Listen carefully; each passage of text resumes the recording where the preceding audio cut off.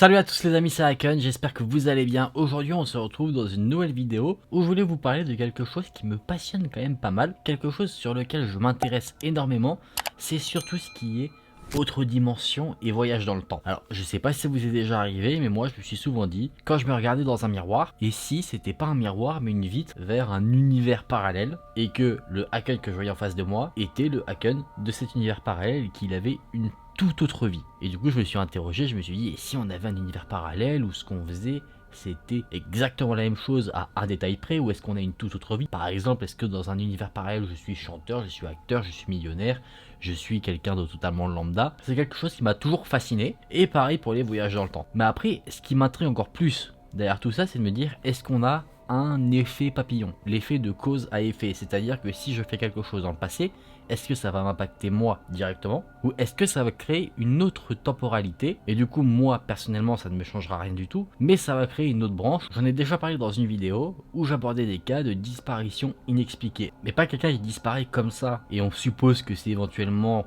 criminels, mais des gens qui font quelque chose de totalement lambda en compagnie d'autres personnes, et d'un coup, ils sont plus là. Je pense notamment à quelqu'un qui faisait une course suite à un pari, il courait tranquillement, il y avait des gens derrière lui qui le suivaient, ils l'ont vu tomber, et d'un coup il s'est évaporé comme ça. Et là, dans cette vidéo, on va voir des histoires inverses à ça, c'est-à-dire des gens qui sont apparus chez nous dans notre monde, et qui prétendent venir d'ailleurs. Donc les amis, on va se plonger dans ces petites affaires d'histoires de personnes venues d'autres dimensions ou d'autres époques.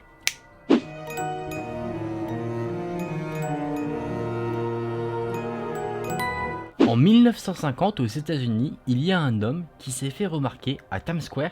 L'homme s'est fait remarquer parce qu'il portait des rouflaquettes, et en plus de ça, selon les témoins qui ont aperçu cet homme, il avait l'air surpris et aussi troublé, comme s'il ne savait pas où il était. Il était habillé d'une tenue assez particulière, tout droit venu de l'époque victorienne. Tellement troublé, il ne faisait pas attention à la circulation, et il a été percuté par une voiture et il est décédé sur le coup. Le corps a été bien sûr envoyé à la morgue, ils ont fouillé son corps, les personnes qui ont fouillé ce corps ont trouvé notamment ses effets personnels, et ils ont trouvé des éléments plutôt intrigants. Ils ont trouvé un jeton de cuivre d'une valeur de 5 cents qui portait le nom d'une berline, mais étonnamment elle était inconnue même pour les personnes les plus âgées à qui on a présenté cet objet. Il y avait une facture en papier pour le soin d'un cheval, mais également pour le lavage d'une voiture, et l'entreprise qui a délivré cette facture était située sur Lexington Avenue, mais ce qui était très surprenant, c'est qu'il n'y avait aucune trace de cette entreprise, elle ne figurait sur aucun carnet d'adresse. Il avait également de l'argent, approximativement 66 $ de vieux billets, il avait une carte de visite avec un nom dessus, le nom de Rudolph Fentz, et sur cette carte il y avait une adresse sur la 5e avenue. L'homme avait également en sa possession une lettre de Philadelphie, datée de juin 1876, alors qu'on est dans les années 1950. À ce moment-là, on peut se dire que cet homme portait sur lui des reliques. Mais ce qui était fascinant aussi avec les effets qui avaient été trouvés, c'est qu'il ne montrait aucun signe de vieillesse, comme si l'homme venait de se les procurer, ou en tout cas très récemment. Alors que comme tout objet, par exemple sur la pièce, on aurait peut-être un peu de rouille. Sur les papiers, l'encre serait nettement moins visible. Et là, pas du tout. On arrivait à voir les objets comme s'ils venaient d'être produits. On va avoir deux théories sur cette histoire-là. La première qui nous dit que c'est totalement réel et on ne sait pas d'où vient cet homme et qui il est réellement. Une seconde qui nous dit que c'est tiré d'un roman de science-fiction qui s'appelle I'm Scared, traduit en français J'ai peur, qui a été écrit par un auteur américain du nom de Jack Finney et qui a été publié dans un magazine. Et du coup les gens auraient cru en cette histoire, ils l'auraient pris pour réel, alors qu'en fait il n'en était rien, c'était juste un extrait du livre pour donner envie aux gens de se le procurer.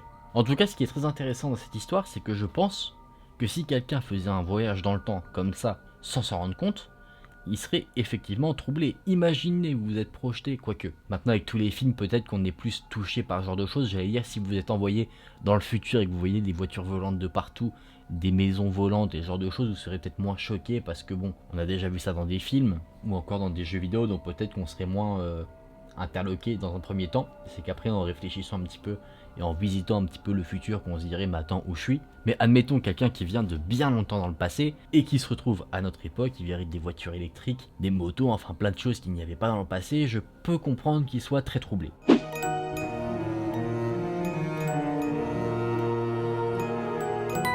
En juillet 1954, un homme est arrivé à l'aéroport de Tokyo au Japon. Les douaniers ont vérifié son passeport et ils ont remarqué quelque chose qui n'allait pas du tout. Selon le document, un document officiel donc, l'homme venait d'un pays qui s'appelle Taured. Ce passeport avait l'air authentique, il n'avait pas l'air d'être faux, sauf que le problème c'est qu'il n'y a aucun pays sur notre planète qui s'appelle Taured. Les douaniers très intrigués ont demandé à l'homme propriétaire du passeport où se situait ce pays. L'homme a indiqué sur la carte une zone près de la principauté d'Andorre, un pays en Europe du Sud, et voyant que sur la carte son pays n'était pas présent, il a commencé à paniquer et s'est mis en colère, comme si on lui jouait une mauvaise farce. Parce qu'en plus de ça, le pays se trouvant dans la zone qu'il avait indiquée, Andorre, lui était totalement inconnu. Pour lui, ça n'existait pas. Et il ne comprenait pas pourquoi son pays à lui, Taured, n'était pas présent sur la carte. Il a en plus donné plus d'informations sur son pays. Selon lui, ce pays existait depuis 1000 ans. Et les douaniers ont remarqué que son passeport avait été tamponné à plusieurs reprises, signe que cet homme avait déjà voyagé par le passé, au travers du monde, mais notamment à Tokyo. Donc il était déjà passé, selon son passeport, à l'aéroport de Tokyo. Sauf que ces gens, les douaniers de l'aéroport, ne l'avaient jamais vu, n'en avaient jamais entendu parler. Forcément, un mystère secret, et perplexe face à cette situation, les autorités ont emmené l'homme à l'hôtel pour pouvoir continuer à l'interroger, enquêter et pouvoir démêler le vrai du faux. Les autorités ont bien sûr mené l'enquête, ils se sont renseignés auprès de la société pour laquelle travaillait l'homme, et là encore une fois, fait assez étonnant, la société dit ne pas connaître du tout cet homme et qu'il n'a jamais travaillé pour eux. Mais encore une fois, l'homme qui semble venir d'on ne sait où, avait plein de documents qui le reliaient directement à cette société, qui attestaient qu'il était employé par cette société. Et cette affaire va prendre une tournure encore plus mystérieuse quand des personnes vont aller dans sa chambre d'hôtel pour justement l'interroger encore un peu, et qu'ils vont remarquer que la chambre d'hôtel était totalement déserte. L'homme avait disparu, et là du coup, qu'est-ce qu'on pourrait se dire? Qu'il s'est enfui. Mais c'est impossible. La police a établi que l'homme n'avait pas pu s'enfuir par la fenêtre, ni par la porte d'entrée qui était bloquée, et surveillée évidemment. Et pourquoi n'a-t-il pas pu s'enfuir par la fenêtre? Parce que sa chambre était à un certain étage, donc s'il sautait, il serait forcément mort sur le coup et il n'y a aucun corps qui a été trouvé. Et en plus de ça, il n'avait pas de balcon, donc il n'a pas pu essayer de passer ailleurs. Donc cet homme s'est volatilisé, emportant avec lui les mystères qu'il avait apportés. Ça c'est vraiment une histoire très intéressante parce que c'est pas juste quelqu'un qui est peut-être fou et qui dit « je viens d'ailleurs », je viens d'une autre dimension ou quoi que ce soit, c'est quelqu'un qui ne comprend pas où il est, et en plus de ça, avec lui, il a plein de preuves plutôt tangibles sur son histoire. Il a des preuves qu'il est employé à une société qui existe bel et bien, il a des preuves qu'il est passé par des pays qui existent aussi bel et bien, il est même déjà venu à l'aéroport de Tokyo, là où il a été interpellé. Tu te dis, d'où vient cet homme? Apparemment, il vient d'un pays nommé Taured, et on pourrait spéculer sur ce genre de choses. Est-ce que c'est un espion qui ne voulait pas se faire attraper et du coup il a inventé toute cette histoire? Ou alors, est-ce que c'est quelqu'un, effectivement, qui vient d'une autre dimension, une terre un peu parallèle à la nôtre, et qui viendrait donc bien d'un pays qui n'existe pas sur notre planète? Je vous laisse vous en faire votre propre avis. En tout cas, n'hésitez pas à me dire dans les commentaires ce que vous pensez par rapport à cette histoire.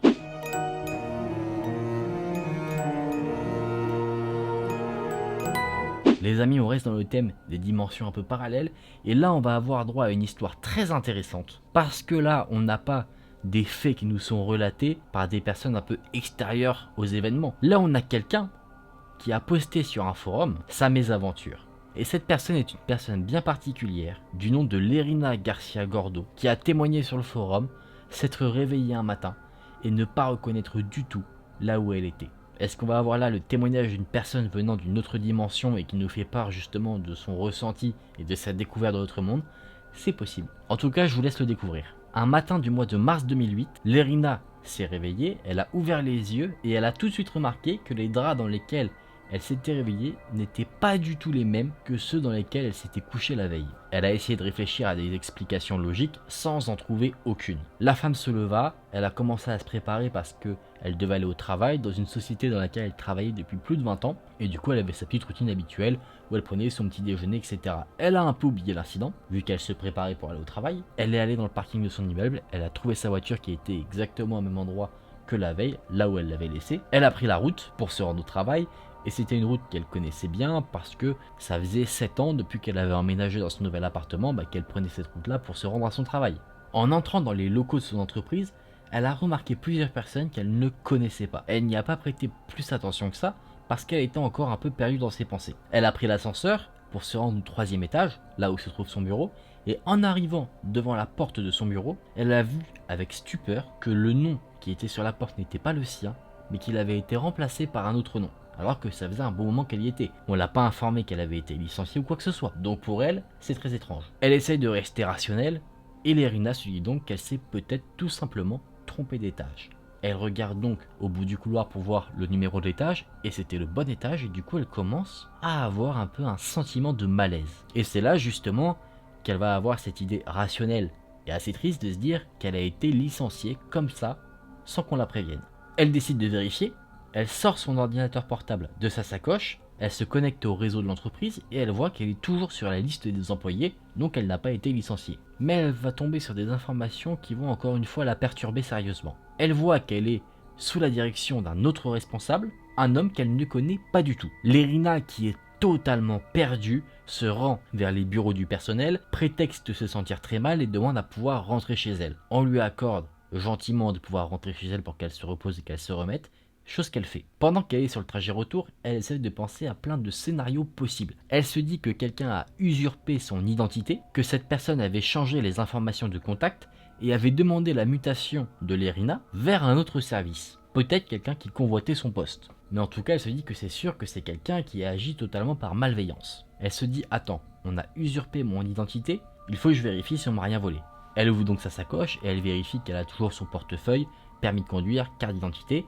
Elle les vérifie et les informations qui sont notées dessus sont correctes. Avec tout ça, ne comprenant toujours pas ce qui se passe, Lerina commence à douter de sa propre santé mentale. Elle décide donc de consulter un médecin. Après l'avoir soigneusement questionnée et analysée, le médecin lui demande si elle n'aurait pas, inconsciemment, consommé une substance quelconque. Il propose donc à Lerina de faire des analyses de sang, ce que Lerina accepte, mais les résultats d'analyse ne montrent aucun signe de drogue ou d'alcool. Une fois que Lerina est posée tranquillement chez elle, elle décide d'analyser tout ce qu'elle peut.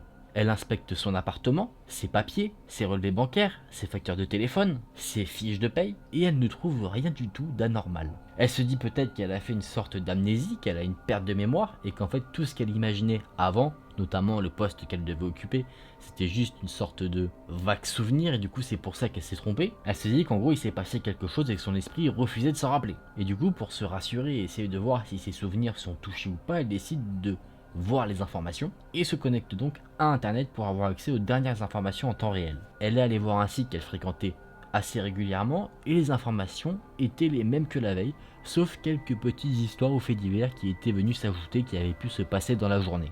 Lerina ne comprend toujours pas ce qui se passe, elle va se coucher et le lendemain elle retourne au travail. Elle fait comme si de rien n'était. Elle va à son nouveau poste qu'elle ne connaissait pas, mais de temps en temps, elle est prise par de violentes crises d'angoisse qui l'obligent à sortir en couloir pour se calmer. 6 mois avant les faits, Lerina avait quitté son petit ami avec qui elle était restée pendant 7 ans, et elle avait rencontré un autre homme du nom d'Agustine, un homme qui habitait dans son quartier. Ils se fréquentaient depuis 4 mois, et bien qu'ils ne se connaissaient pas depuis longtemps, ils avaient une grande complicité qui les unissait.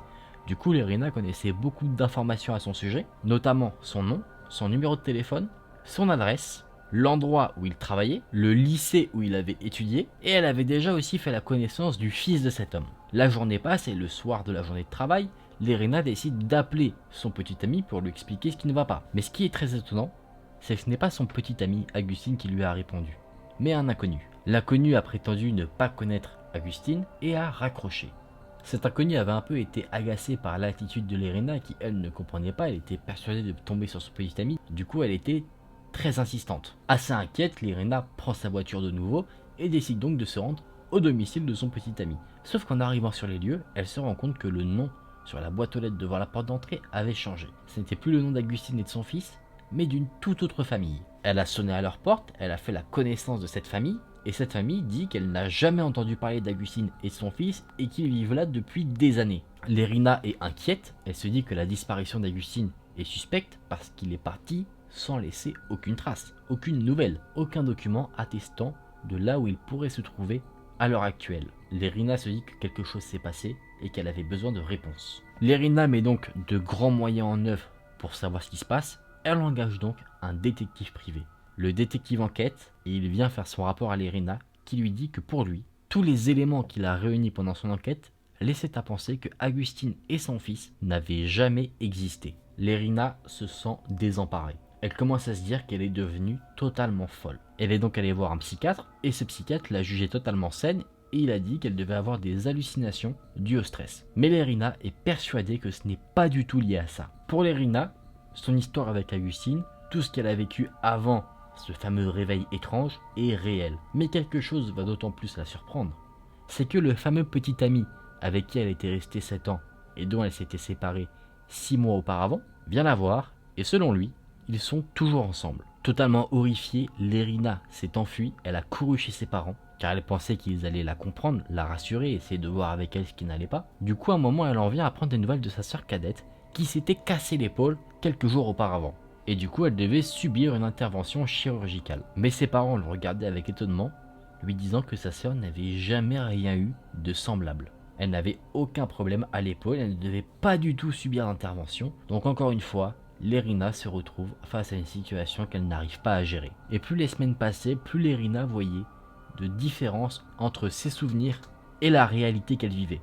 Du coup, elle a une pensée qui lui traverse l'esprit, qui est d'abord juste un soupçon, une possibilité, et au fur et à mesure du temps, cette pensée devient une certitude. Quelque chose, elle ne sait pas quoi, a dû se produire, et cette chose l'a fait basculer dans un univers parallèle. Le monde dans lequel elle se trouve actuellement lui semble grosso modo identique à l'ancien, dans les grandes lignes, c'est-à-dire que les grands événements de l'histoire sont les mêmes, par exemple il y a eu une seconde guerre mondiale, il y a eu une crise économique, ce genre de choses, mais des petites choses, des petits détails de la vie quotidienne ont changé, et c'est ça qu'elle remarque en fait principalement, et elle en remarque d'autant plus chaque jour. Par exemple, elle a remarqué dans son placard des vêtements qu'elle n'avait jamais achetés, elle tenait un blog à l'époque avec le petit ami qu'elle avait quitté, et au cours des derniers mois, alors qu'elle n'était plus censée être avec lui, il y avait des articles signés de sa main, et ces articles, elle n'en a aucun souvenir qu'elle y a participé ou qu'elle les a écrits. Et c'est donc le 16 juillet 2008 que Lérina va poster sur un forum son témoignage. Elle a posté ce témoignage sur un forum consacré au paranormal, et en fait dans son message, elle lance un peu un appel à l'aide à des personnes qui, comme elle, auraient pu changer de réalité. Elle écrit: s'il vous plaît, si quelqu'un a connu quelque chose de semblable, qu'il me contacte pour en parler, car je ne trouve rien qui puisse expliquer ce qui m'est arrivé. J'ai passé 5 mois à lire toutes sortes de théories, et je suis convaincu que j'ai sauté dans un univers parallèle. Quelque chose, une décision que j'ai prise, une action que j'ai effectuée, ou une combinaison d'événements m'ont fait basculer dans un autre plan. Je suis cependant surprise de ne pas avoir changé d'époque et d'arriver dans la même année. Physiquement et intellectuellement, je n'ai pas changé. Je suis exactement la même. Pour tout vous dire, c'est comme si j'avais perdu la mémoire pendant 5 mois et que je m'étais réveillé après avoir rêvé tout ce temps. Les gens se souviennent de moi et de mes actions pendant cette période et ils me racontent des choses que je ne me souviens pas avoir faites. Avez-vous vécu quelque chose de semblable? À ceux qui pensent tout savoir, s'il vous plaît, abstenez-vous de répondre. Ce que je vis n'est pas drôle. C'est très grave pour moi, merci. Lérina a reçu énormément de réponses suite à son message sur le forum, des gens qui parlaient de théories sur les univers parallèles, et ces gens-là semblaient plutôt la croire, mais elle n'a reçu aucune réponse répondant à ce qu'elle demandait vraiment, si quelqu'un avait vécu comme elle un saut d'un univers à un autre. Les amis, ce témoignage s'arrête ici, je le trouve vraiment fascinant parce qu'on voit justement, et c'est ce que je pense justement des univers parallèles, que on n'a pas des changements majeurs, c'est vraiment des petits trucs de nos vies. Par exemple, moi dans un univers parallèle, je fais cette vidéo, voilà, je porte un pull comme ça, bah peut-être que dans l'univers parallèle, je porte un autre pull. Vous voyez, c'est ce genre de petits détails là où j'ai fait une vidéo que je ne me souviens jamais avoir tourné. Vraiment, je trouve ça très intéressant et aussi très effrayant parce que certes, ça ne met pas en danger clairement de nous retrouver dans un univers parallèle, mais tu dois avoir ton esprit qui ne comprend pas du tout ce qui se passe, qui essaye de comprendre parce qu'on est comme ça, on a un esprit naturellement, je dirais, rationnel, et du coup on essaie de donner du sens à ce qu'on voit et à ce qu'on vit, se dire j'ai eu un accident, on me fait une blague, quelqu'un de malsain m'a piégé, ce genre de choses, alors qu'en fait on ne peut pas forcément comprendre ce qui nous arrive. Bon les amis, je vous propose qu'on se remette dans une ambiance un peu plus chill, on reste dans notre univers bien ancré chez nous, et je vous propose du coup qu'on débriefe de tout ça. Ah, les univers parallèles. C'est pas forcément comme le voyage dans le temps où on a une curiosité de voir un peu comment serait l'avenir, parce que je pense qu'il y a pas mal de gens qui seraient curieux de voir un peu à quoi ressemblerait le futur, justement, parce que c'est quelque chose qu'on ne connaît pas du tout. Sur le passé, on voit déjà avec les livres, les documents historiques, comment les gens vivaient, alors que le futur, bah, on ne peut pas le savoir parce que ça n'a pas encore été vécu. Et du coup, je pense que les gens, s'ils devaient voyager dans le temps, ils iraient plutôt dans le futur. Après, sur les univers parallèles, c'est assez particulier parce que je me dis, moi, je serais assez curieux de savoir, mon autre moi, s'il existe, parce qu'on voit dans le témoignage que le Augustine et son fils, ils ont totalement disparu de la surface de la Terre, quelle décision j'ai pu prendre dans ma vie? Est-ce que je suis totalement différent? Est-ce que je suis le même? Ça, c'est assez, je suis assez curieux de savoir ça si jamais les univers parallèles, bien sûr, existe. En tout cas, n'hésitez pas à me dire vous ce que vous pensez de ces sujets-là dans les commentaires. Vraiment, je suis assez curieux de savoir ce que vous en pensez. Je ne m'y connais pas forcément après scientifiquement. Je vous ai vraiment parlé de témoignages comme ça qui m'ont un peu interpellé. Mais voilà, s'il y en a qui ont des théories ou quoi que ce soit, n'hésitez pas à les partager en commentaire. Je suis assez curieux de lire ce que vous pouvez dire sur ce sujet-là. Les amis, si la vidéo vous a plu, n'hésitez pas à liker la vidéo et à vous abonner à la chaîne. Nous, on se retrouve très vite dans une prochaine vidéo. Salut!